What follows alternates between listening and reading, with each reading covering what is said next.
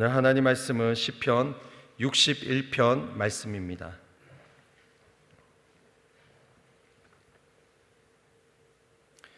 시편 61편 말씀입니다. 함께 읽겠습니다. 봉독하겠습니다.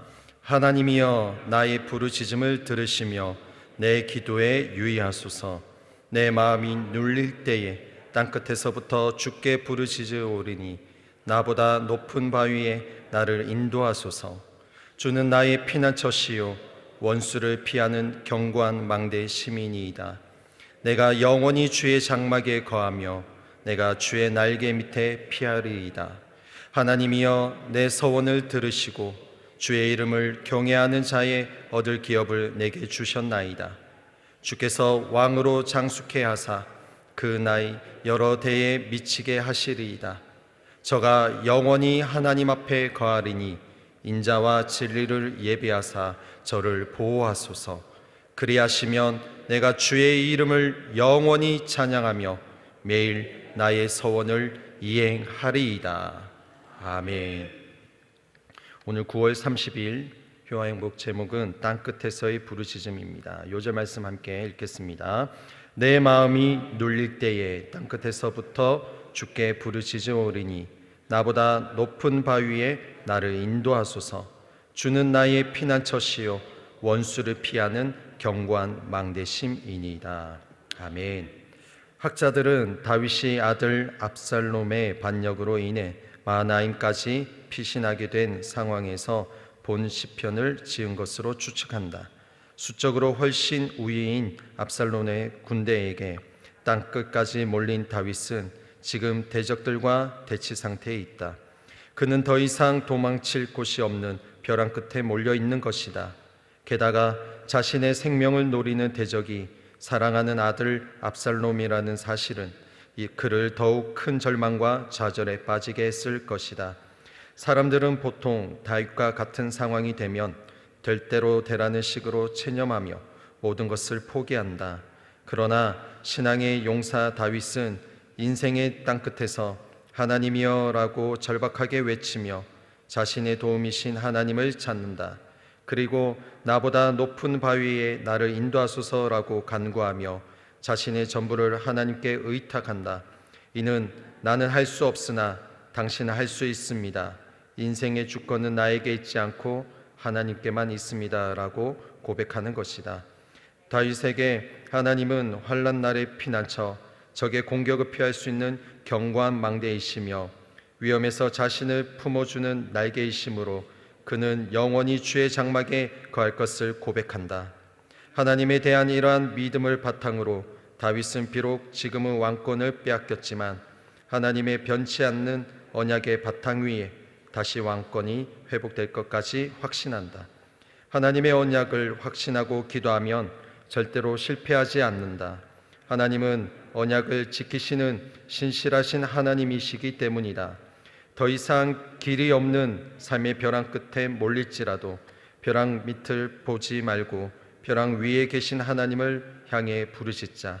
그리하면 하나님은 독수리 날개로 업어 우리를 인도하신다. 아멘. 오늘 땅끝에서의 부르짖음이라는 제목으로 하나님 말씀 증거하도록 하겠습니다. 시편 61편의 표제 제목은 다윗의 시 찬양대 지휘자를 따라 현악기에 맞춘 노래라고 제목이 붙습니다. 다윗은 그 지휘자에 맞춰서 노래를 하게 이 시를 지었게 되었는데 다윗은 하나님께 1절에 이렇게 고백합니다. 하나님이여 나의 부르짖음을 들으시며 내 기도에 유의하소서라고 먼저 고백합니다. 내가 부르짖는 소리를 들으시고 내 기도에 귀를 기울이소서라고 말씀하는 것은 너무나 다윗은 하나님 앞에 당당함으로 부르짖는 것입니다. 내가 부르짖는 소리를 들으시고 내 기도에 귀를 기울여 주십시오라는 것은 평상시에 다윗이 하나님과 친밀한 관계를 누리고 있고 그리고 다윗의 인생 가운데에 여호와 하나님께서 나와 함께 하심을 믿고 살아가고 있기 때문에 이렇게 당당하게 고백하고 하나님 앞에 명령하는 듯이 이렇게 들어주십시오라고 말을 할 수 있는 것입니다. 사무엘상 18장 12절을 보면 여호와께서 사울을 떠나 다윗과 함께 계심으로라고 말합니다. 여호와 하나님께서는 사울의 기름 부으심을 허락했는데 이제 사울을 떠나서 다윗과 함께 하신다라고 우리는 알고 있습니다. 뿐만 아니라 18장 14절 28절에서 여호와께서 그와 함께 계시니라, 다윗과 함께하고 계신다라고 또 말씀하시고요.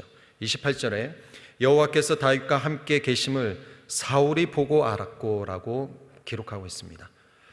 여호와 하나님께서 다윗과 함께 하심을 다윗뿐만 아니라 그 주변 사람들도 알고 있다라는 것이죠. 하나님이 자신과 함께함을 알고 있었고, 그래서 하나님을 더 사랑했고 수시로 하나님을 찾았던 사람이 바로 다윗이었습니다. 고난 속에 그는 당당하게 하나님, 내 부르짖는 기도, 내 부르짖는 소리를 들으시고 나의 소리에 귀 기울여 주소서라는 것은 평상시에 하나님이 어떤 분인지, 자신의 인생에 대해서 나의 하나님은 어떠한 하나님인지를 다윗은 명확히 알고 있다라는 것입니다. 오늘 우리에게도 마찬가지입니다. 다윗처럼 고난이 있을 때에 이 고난 속에서 하나님을 향한 당당함이 있는지를 우리가 점검해 봐야겠습니다. 사실 부끄러운 모습밖에 없습니다. 내 연약함이 있고 내 삶이 참 많이 부족하고 죄가 많은데 어떻게 하나님 앞에 당당하게 나아가고 어떻게 하나님 앞에 큰 소리로 하나님, 나 이러이러한 상황인데 하나님 어떻게 이렇게 나를 쳐다보지 아니하시고 나를 돕지 않으십니까? 라고 그렇게 큰 소리로 내가 말할 수 있을까라는 고민이 있습니까?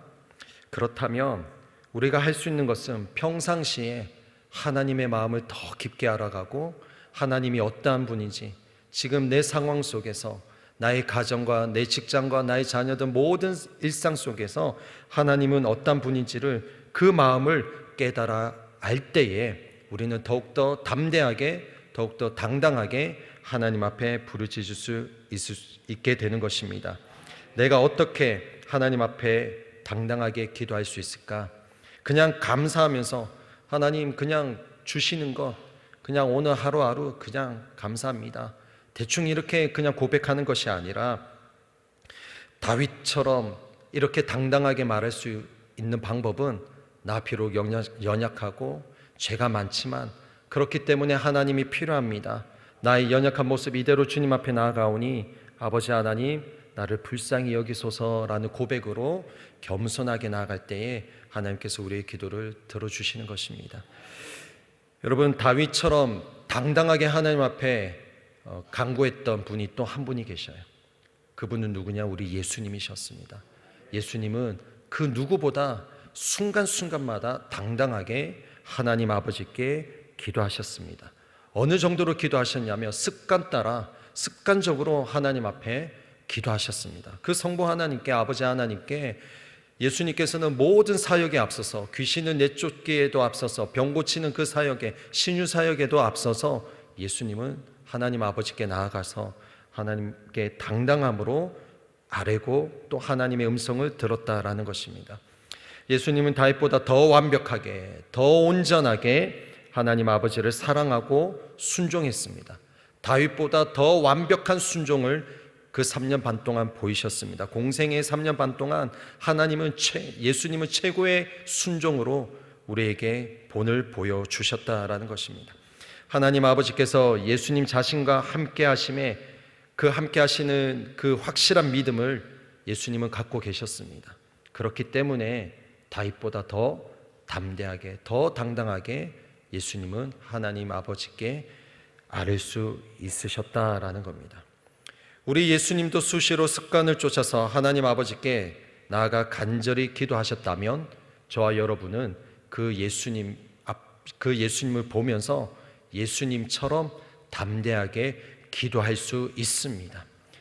우리가 예수 그리스도의 십자가, 그 구원의 그 은혜를, 공로를 믿는다면 우리는 하나님 아버지 앞에 나의 어떤 모습과 상관없이 하나님 앞에 당당하게 기도할 수 있는 것입니다. 그래서 오늘 이 새벽에 기도하실 때, 뿐만 아니라 우리의 일상 속에서 기도하실 때 하나님 앞에 당당하게 기도하시는 저와 여러분 되시기를 예수님의 이름으로 축복합니다. 2절에 보면 내 마음이 눌릴 때에 땅끝에서부터 주께 부르짖으오리니 나보다 높은 바위에 나를 인도하소서. 다윗이 얼마나 고통 가운데 있는지 우리가 다 헤아릴 수는 없습니다. 그런데 하나님께로부터 멀리 떨어져 땅 끝에 있는, 벼랑 끝에 있는 그런 상황에 있다라는 것을 볼 때에 다윗이 너무나 힘든 가운데 있구나라는 것을 예상할 수 있습니다. 다윗이 그 상황 가운데 부르짖는데 다윗이 어떤 기도를 했냐면은 나를 안전한 피난처로 인도해 주세요라고 기도했습니다. 하나님, 나를 피난처로 인도하시는데 안전한 곳으로, 이 모든 상황에서 안전한 곳으로 나를 인도하여 주옵소서, 이렇게 간구합니다. 다윗은 그 피난처가 어느 곳인지를 알고 기도했다는 것입니다. 그곳이 어디냐? 3절에 나와 있습니다. 같이 읽어보겠습니다. 시작. 주는 나의 피난처시요 원수를 피하는 견고한 망대 시민이다. 아멘. 다윗이 기도하는데 그냥 막 기도하지 않았어요. 분명히 생각하고 조목조목 나열하는데 자신이 피할 피난처가, 안전한 피난처가 어디인지도 생각하고 인지하면서 하나님 앞에 기도합니다. 고백합니다. 내가 피할 피난처는 오직 여호와 하나님이십니다 라고 인지하고 있었다라는 것입니다. 제가 이 말씀을 준비하면서 묵상되었던 한 찬송이 있었습니다. 그 찬송의 가사는 이렇습니다. 나의 피난처 예수 의지해요. 나의 피난처 예수 의지해요. 나의 가는 길에 거친 바람 몰아쳐 와도 나의 피난처 예수 의지해요. 우리가 잘 알고 있는 찬송 가사입니다. 그런데 이 고백이 다윗의 그 당시에 이 고백으로 나아가지 않았을까 싶습니다. 내 피난처는 예수 하나님이십니다. 나의 피난처는 여호와 하나님이십니다. 어떠한 거친 비바람이 몰아쳐도 나의 피난처는 여호와 하나님이십니다 라고 고백을 다윗이 했을 것 같아요. 우리 삶도 동일합니다. 우리의 삶에 압살롬이 쫓아오고 사울이 박해하는 것처럼 그 어려운 고난 가운데 있습니까? 우리가 이럴 때에 다윗처럼 나의 피난처는 여호와 하나님이십니다. 나의 피난처는 갈보리 언덕 십자가에 달리신 예수 그리스도십니다 라고 고백하는 우리 모두가 되시기를 주님의 이름으로 축원합니다. 다윗이 이러한 심정으로 하나님께 기도하고 분명히 노래했을 것입니다. 4절에 보면 내가 영원히 주의 장막에 거하며 내가 주의 날개 밑에 피하리이다. 주의 장막, 성막을 말합니다. 여러분, 성막은 어떤 곳입니까? 죄사함이 있는 곳입니다. 제사를 드리며 죄사함을 받고 하나님의 임재의 상징이 불기둥과 구름기둥이 있는 그러한 하나님의 영광이 머무는 곳이 주의 장막입니다. 성막입니다. 성막에는 하나님의 임재가 있습니다. 다윗은 하나님이 머무시면서 자신을 만나주시고 이스라엘을 만나주시는 그 성막, 그 성막에 영원히 거하기를 원했다라는 거죠. 그리고 뿐만 아니라 주의 날개 아래, 이 날개에는 주의 도우심, 하나님의 도우심과 보호 아래에 내가 그 품 안에 있기를 원한다라는 고백인 것입니다. 우리도 우리 삶 가운데에 이러한 많은 어려움이 있을 때에 하나님의 성막, 하나님의 임재가 머무는 주의 전을 먼저 찾기를 예수님의 이름으로 축복합니다. 그 어떤 곳이 여행을 떠나고 그러한 화려한 곳을 떠나고 경치 좋은 곳에 떠나는 것이 아니라 주의 장막, 주의 전에 나와서 하나님을 찾고 또 그분께 부르짖는 저와 여러분 되시기를 예수님의 이름으로 축복합니다. 5절에 보면 하나님이여 내 서원을 들으시고 주의 이름을 경외하는 자의 얻을 기업을 내게 주셨나이다. 하나님이시여 내 서원을, 내가 약속한 말을 들으시고 주의 이름을 두려워하는 자들을 위해 마련하신 축복을 나에게 주셨습니다 라고 고백합니다. 다윗은 하나님께서 자신의 서원을 들어주셨음을 고백하고 있습니다. 여러분, 우리 삶에도 지금 눈에 보이지 않고 손에 잡히는 것이 없다 할지라도 과거에, 아니 어저께에도 하나님께서 우리의 삶에 소소한 작은 일, 내가 간구했던 작은 일, 그 모든 것을 응답해 주신 하나님, 그 하나님의 은혜를 체크를 하셔야 되는 것입니다. 큰 은혜만 기억하는 것이 아니라 소소한 작은 일, 내 인생 가운데 우리 가정이 작은 것 하나도 함께하여 주시고 응답해 주신 하나님을 기억하시는 저와 여러분 되시기를 주님의 이름으로 축복합니다. 다윗은 약속한 그 모든 것을 하나님께서 이루어 주셨다라고 고백하는 거예요. 그 약속이 하나님께 아랬던 그 약속이 무엇인지는 구체적으로 나와 있지는 않지만 하나님께서 다 이루어 주심을 하나님께 찬송하고 있습니다. 6절에서 8절에 이어서 보면 주께서 왕으로 장수케 하사 그 나이에 여러 대에 미치게 하시리이다. 저가 영원히 하나님 앞에 거하리니 인자와 진리를 예비하사 저를 보호하소서. 그리하시면 내가 주의 이름을 영원히 찬양하며 매일 나의 소원을 이행하리이다 라고 고백합니다. 다시 말하면 하나님께서 자신의 생명을 장수하게 해달라는 것을 말하고 있어요. 또 다르게 표현하면 하나님께서 기름 부어 주셔서 이스라엘의 왕으로 세우셨다면 하나님 다시금 왕권을 회복하게 하여 주옵소서라고 고백하는 거예요. 하나님, 내가 다시금 왕으로 회복을 시켜주시면 나는 주의 이름을 영원히 찬양하겠습니다라고 고백하는 겁니다. 여러분, 이게 좀 참 위험할 수도 있지만은 우리 삶 가운데에 하나님 이렇게 해주시면 하나님 이렇게 하겠습니다. 이런 고백이 어떻게 보면 기복적일 수도 있어요. 그러나 우리가 어린아이처럼 하나님 앞에 정말 나의 욕심이 아니라 다윗처럼 정말 순수한 마음으로 하나님 이렇게 하시면 다윗처럼 나도 하나님의 이름을 영원히 나의 직장에서 나의 자녀들 앞에서 하나님의 그 이름을 찬송하겠습니다라고 고백해야 되겠습니다. 여러분, 이 찬양이라는 것은 그냥 노래만 흥얼거린다는 것이 아니에요. 하나님께서 응답해 주셨으니까 나 노래하겠다. 노래뿐만 아니라 일상 속에서 하나님을 높이는 것이 찬양이다라는 것입니다. 그렇기 때문에 소소한 일에 작은 것에 하나님께서 응답하신 것이 분명히 있을 것입니다. 그럴 때마다 구역에서 간증하시고 직장에서 간증하시고 나의 자녀들에게 간증하시는 우리 모든 교우들 되시기를 주님의 이름으로 축원드립니다. 찬송하는 것은 화려한 목소리로 좋은 발성으로 노래하는 것 그것뿐만 아닙니다. 매일매일 일상 속에 시간마다 순간순간마다 하나님을 높여드리는 것이 찬양입니다. 오늘 이 다윗이 그 고백을 하는 것이에요. 그냥 막연히 노래하는 것이 아니라 순간순간 하나님을 높여드리기를 결단하는 것입니다. 언제까지요? 영원히 하나님을 높이겠다라고 고백했다는 거예요. 여러분, 우리가 오늘 이 다윗의 고백처럼 어떠한 상황이 있든지 간에 하나님을 높여드리는 우리의 입술의 고백, 또 우리의 삶의 고백이 되시기를 주님의 이름으로 축원드립니다. 다윗이 하나님, 나 영원히 하나님 찬양하겠습니다. 이렇게 왕권을 회복시키고 하나님이 고난 속에서 나를 회복시키며 하나님 찬양하겠습니다 라고 고백하는 거예요. 우리 일상에도 여러 기도 제목이 있습니다. 그죠? 그 하나님 기도 제목이 이렇게 응답되었을 때에 우리가 첫 번째 해야 될 것, 모든 일상 속에서 하나님이 하나님 되심을 높여드리는 것, 많은 사람들에게 예수 그리스도를 자랑하는 것, 그것이 찬양인 것입니다. 여러분, 예수님을 부끄러워하지 않으시기를 바랍니다. 어느 곳에서든지 그 예수의 이름을 자랑하고 찬양하시는 우리 인천순복음교회 모든 교우들 되시기를 주님의 이름으로 축원드립니다.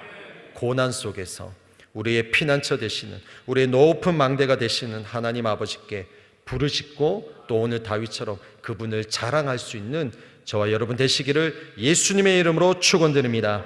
기도하겠습니다. 하나님 아버지, 오늘 말씀을 통해서 또 다윗의 그 고난과 그 고통 속에서 다윗이 결단하며 어떻게 살아갈 것인지를 우리가 보았습니다. 하나님, 저희들 또한 우리 일상 속에서 하나님을 높여드리고 고난과 역경과 어려움이 있다 할지라도 여전히 변함없는 그 하나님, 그 전능하시고 위대하시고 역전시키시는 하나님을 찬양하며 믿음으로 나아가는 우리의 삶이 되게 하여 주시옵소서. 하나님, 우리는 믿음이 연약합니다. 그렇기 때문에 성령님이 필요합니다.